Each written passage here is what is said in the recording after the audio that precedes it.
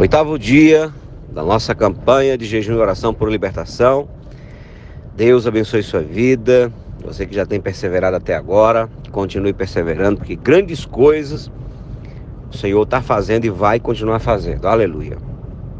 Devocional de hoje está em Lucas capítulo 15, quando a Bíblia fala do filho pródigo.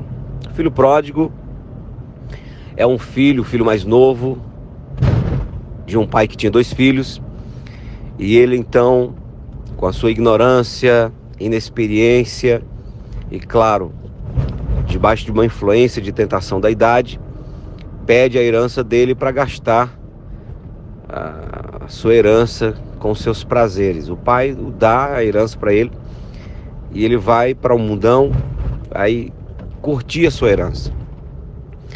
Quando ele acaba o dinheiro todo, ele passa a ter necessidades, procura um trabalho, o trabalho que ele encontra é o mais indigno de todos os trabalhos, que era apacentar porcos.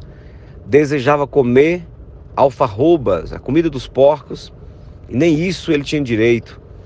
Daí, passando fome, quando chegamos no versículo 17 e 18, esse jovem, ele cai em si. A Bíblia diz que caindo em si disse: quantos trabalhadores do meu pai têm abundância de pão e eu aqui pereço de fome?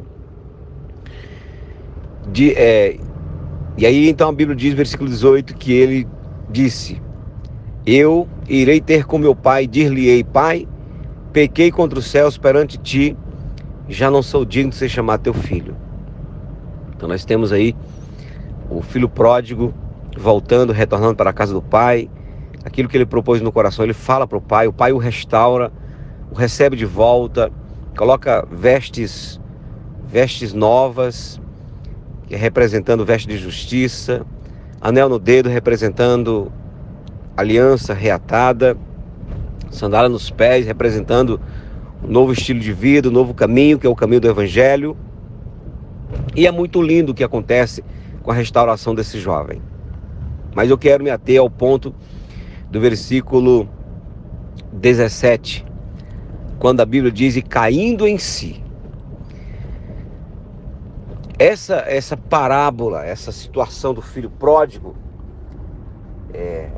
de fato e de verdade, a sua libertação não acontece quando ele chega na casa do pai. Quando ele chega na casa do pai, ele vai desfrutar daquilo que o pai libera para ele. Mas a sua libertação começa quando ele, no versículo 17, cai em si. O cair em si é o sinal mais forte da libertação de uma pessoa. Às vezes, nós, pastores, oramos por pessoas, colocamos a mão na cabeça e tentamos forçar uma libertação nelas, e não acontece. Por quê? Porque nós estamos tentando forçar algo que não está dentro, não está no coração, não está na vontade daquela pessoa. Às vezes a gente expulsa um demônio e ele sai, porque ele obedece o nome de Jesus. E aí a gente sabe a notícia depois que aquela pessoa continua ou caindo endemoniado, ou continua no mesmo estilo de vida errado. Quer dizer, o demônio pode ter saído, mas ficou atuando de alguma maneira ali. Por quê? Porque a verdadeira libertação acontece quando a pessoa cai em si. Acontece quando a pessoa tem seus olhos abertos, quando ela tem a revelação, quando ela reconhece que precisa da libertação, reconhece que seu estado não está bom, reconhece que pode viver melhor do que o que está vivendo. Então, quando ela cai em si, percebe que ela não está vivendo aquilo para o qual Deus a chamou, quando ela percebe, ela cai em si para ver que está escrava de alguma maneira, é que a libertação começa a acontecer. Então tem gente que escuta a palavra, tem áreas da sua vida de tormento, de escravidão, mas ela diz: não, eu estou bem, não, tá bom assim, não tenho que melhorar. Melhorar o quê? Tá bom, tá tranquilo, né? Esse tipo de gente não vai, infelizmente, não vai conseguir experimentar a verdadeira libertação. Não tem como. Quem experimenta a verdadeira libertação é quem cai em si.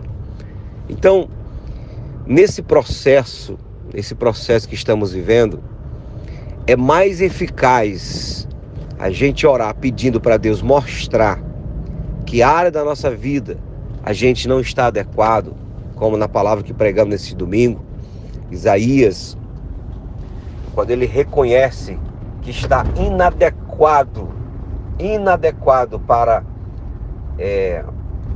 conviver com aquela presença de Deus, quando ele chega e diz: ai de mim, vou perecendo, sou um homem de lábios impuros e habito no meio de um povo de impuros lábios.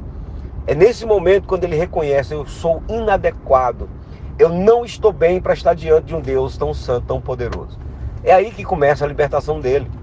É aí que começa, porque aí então o serafim vem e toca ele com o toque do fogo do altar de Deus. Então, na hora que aquele jovem caiu em si e disse: eu poderia estar vivendo melhor que isso, eu estou equivocado, eu errei, eu peguei a herança de meu pai e gastei e agora estou vivendo nessa miséria, eu vou voltar para a casa do meu pai, porque independente da maneira como ele vai me receber, eu sei que lá será melhor do que essa vida aqui. Então eu quero dizer para você que de repente tem alguma área da sua vida que não está bem, mas você se acomodou, até está iludido achando que pode viver dessa maneira e que está tranquilo. Quero dizer para você que independente do que Deus vai fazer na sua vida, isso será sobremaneira melhor e maior e mais poderoso e mais satisfatório do que o que você está vivendo. Tem algo a mais de Deus para a sua vida. Então, em nome de Jesus, avalie, veja. De repente, você sabe que precisa melhorar na sua vida e não consegue.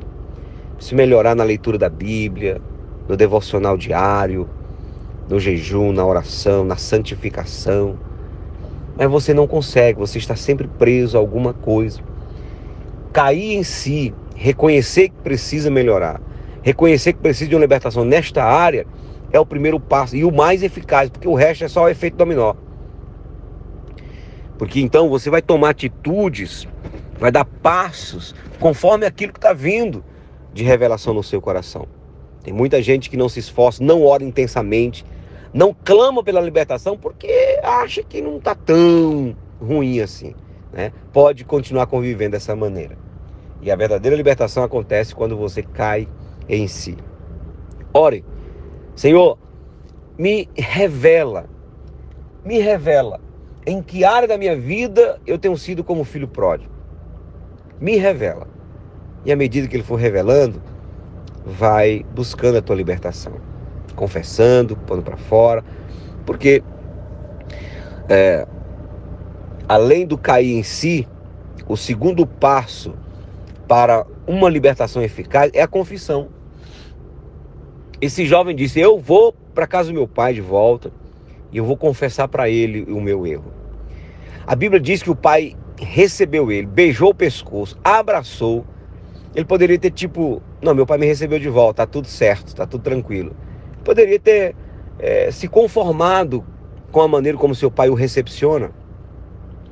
Mas ele, mesmo assim, abriu a sua boca e disse: Pai, pequei contra os céus e perante ti, e já não sou digno de ser chamado seu filho. Então a confissão é o que vai selar a tua libertação. Então confesse: Deus, eu estou com um problema nessa área, Senhor, eu não consigo me libertar nessa outra área. E vai dando nomes, porque Isaías precisou dizer: os meus lábios são impuros. E o fogo tocou os lábios dele. O cego de Jericó precisou dizer para Jesus: eu quero ver, e os seus olhos foram tocados. Então seja detalhista.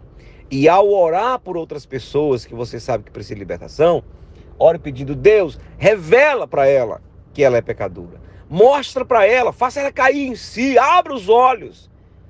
E então essa é a intercessão correta para quem está orando por alguém, né, por libertação de alguém. Tá bom? Deus abençoe sua vida com esse devocional, que você entenda e ponha em prática, e vamos avançar, porque Deus tem coisas tremendas para fazer ainda e nós estamos no meio da caminhada. Deus abençoe, em nome de Jesus.